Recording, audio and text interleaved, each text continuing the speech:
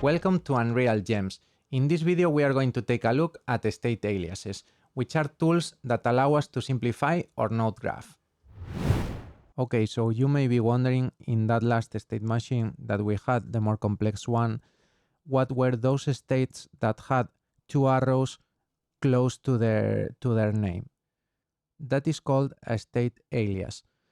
They are quite handy to turn node graphs that have tons of connections into cleaner node graphs with way less connections. So this comes quite handy when state machines are more complex and we are starting to have lots of transitions to clean them up and make the node graph more readable. So just be careful with this. I don't recommend it for beginners because when you have a lot of state aliases, you may have troubles because the state alias has a condition, and when it is true, it ignores the rest of the node graph and goes to that state. So if you have lots of them and you are not 100% sure that everything is okay, and you may have trouble debugging why it is switching to a certain state alias, because you can have lots of race conditions. So I recommend for beginners starting out with the spaghetti blueprint with lots of connections, and then when you are sure it is working properly and everything is okay, trying to clean it up with the state aliases and going to a cleaner node graph like this one. Okay, so let's take a look at an example of an state alias. To create it, you can just right click and select the state alias, give it a name, and that's more or less the process of creating the alias. Then you need to select the other states that can transition to this alias, and that's what you see on the details panel. Next, you need to create some transitions to other states, and with that you will simplify the node graph because you don't need to create arrows from the states that you select on the details panel to our alias. The transitions from the alias are automatically checked from every selected state on the details panel. Let's now select it and delete it with the backspace key or the delete key. With that, we can go ahead and see how the already present state aliases are working. First, you can see that to falling you can access from land and locomotion, which is the same as if we had transitions to that to falling state from locomotion and land. If we didn't have state aliases, we would need to connect locomotion to jump and fall loop and land to jump and fall loop. You can see that that can get messy fast. In terms of the to land state alias, so the next one you can access from jump and from fall loop. And again, that would be the same as making transitions from jump to land and from fall loop to land, and with that you would have something similar, and you would have to add this to the other connections that we already made. So you can see that it is quite messy. This way it is cleaner and way less messy. And now that we know what can access those state aliases, we need to know what the transitions are, because from the state alias you can have any number of transitions that will be shared by everything that arrives at the state alias. So anything that needs unique transitions will not be able to use an alias. For that you would have to use a normal state. But if the transitions are shared, you can simplify the graph with the state alias. So for example here, from to falling you can go to jump with those conditions and to fall loop with this other one. When those transitions are met, it can transition to jump or to fall loop. And anything that arrives there is going to share those transitions. Remember this because this is going to be key to understand the state aliases. And remember that if, for example, to go to jump or fall loop from locomotion, I needed a special transition, I would do it on its own and not using the state alias, because remember that everything is going to share those two transitions. Another important concept is a global alias.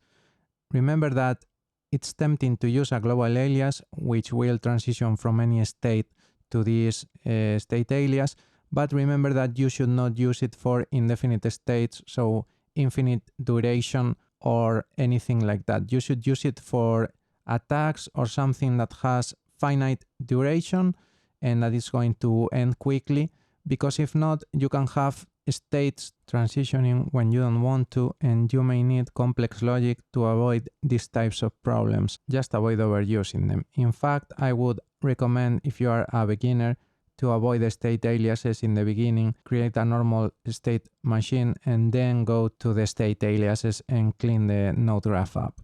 Now we are creating new variables. For the example that we are going to see, we need an isDead, an isStabbed, and an isShot, because we are going to switch from one death to another depending on the type of death that our character suffers.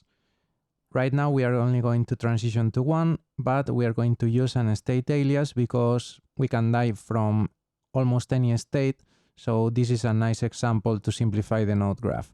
Let's go ahead and add the state alias, right click and choose it, name it. We are going to name it death, and as I mentioned before, we are going to be able to transition to this state alias from anywhere on the node graph, so from any state. This is going to be the perfect example, because if we would not use an state alias, it would be a mess of connections and of transitions.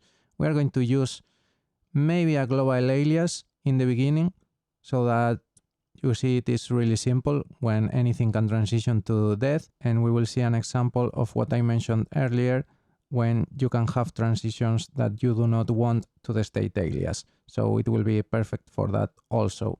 Let's go ahead and create a new state, which is going to be the death state. So let's call it, for example, shot, because we are going to use the shot animation. And with that, we can go ahead and in the asset browser, look for it. It is called arrow hit in my case, but it is more or less what we want. Now let's connect it to the output animation pose, and we can compile. Now is when we are going to use those Boolean variables, and we are going to use them to transition to this state. So let's go back to the main state machine, go to the transition, and then connect the Boolean that we want. In this case, since we only have one type for now, we are going to connect the isDead Boolean variable. Align it with Q, and now you can see how Citrin is dying because she was shot. Okay, so more or less we are good, but if we now press the isDead Boolean variable again, so if we make it false, it is not transitioning back to the locomotion or to the falling states. So why is that? Because we need to activate in the toLand the shot state transition. And here you can see what I mean with the global alias being difficult to debug. Because right now it is trying to switch from everywhere to everywhere and we are having trouble. So we need to go in the transition rule in the toLand state alias and add another condition, which is that our character is not dead, because we cannot use locomotion when we are dead. So we look for not Boolean, and with that we are going to also use an AND condition, because both of them have to be active at the same time. So that's why we use an AND node, and you just look for AND and Boolean, and then connect the second condition to the free pin and that to the result. And with that, we have what we want, which is not transitioning to the land state when we are dead, pretty much. So if we compile now and go back to the main states, and with the anim preview, we can go ahead and activate the isDead condition. If we do it, Citrin dies, and if we uncheck it, it should come back to life. So everything is perfect. Or is it? If I now use the isFalling variable, will it work? Because right now it's working perfectly for the locomotion and the death, but what if we are not on land? As you can see, it is easy to create race conditions, so be really careful, because as you saw, it was trying to activate the shot and the land transition at the same time non-stop. So when we make these changes, like for example now in the to falling state, you are going to see that these things happen all the time. So you gotta be really careful, and that's why I do not recommend this for beginners. Let's uncheck the global alias, and now let's explicitly say what states can transition to this state alias. They are going to be locomotion and jump. And also, if we want to, we can transition from fall loop and also land, so that every single state can transition to the death state alias. But we are not going to activate shot, because if we are already shot, we don't want to go to the same state alias and be in an infinite loop. So just in case, we are not going to activate that. So you see the dangers here of the global alias. Right now, we are going to check if everything is working correctly. As you can see, okay, everything is okay. But if I now press is falling and try to kill Citrine, you can see that it is working. But why am I not going back to is falling instead of the locomotion? Because I should go back to is falling, right? Because I haven't activated the transition from shot to falling. So that's the reason I was not transitioning back to the is falling state. I was going to the locomotion. So now if I am dead and I want to go back to is falling, I can, but I have the same problem as before. As you can see, if we don't complement those transitions with the correct booleans, we are having problems. So let's go ahead and fix the transitions. Go ahead and drag and drop the is dead variable, and then we can use another not boolean and an and node, which is going to again be what we need, because we need that Citrine is falling and is not dead to transition to the is falling state. So here we align it and we are ready. But just in case, even if I know that it is going to work, I'm going to also deal with the second transition, because I do not want any failure point. So click on add pin, and in the free pin, you can do the same thing. If it's not dead, you can connect it to the pin, and that will make sure that Citrine cannot transition when she is dead. Compile, save, and with that, we are more or less done. If we now transition from shot to is falling, we are not going to have any trouble. Just bear in mind that you need to account for all of this, and you can see why this can be confusing for beginners. When I unpause, you can see that it goes back to the fall loop, and I can go to the is dead animation with no problems. You can see here how it is transitioning smoothly and everything is working perfectly. You can go back to locomotion, and if I would press is dead again, it would be again dead and no problems would rise up. But just remember to double check which states can transition to the state alias, because that is key. Well, so that's it for this video. As you can see, with state aliases, you can simplify your node graphs and blueprints remain clear and concise.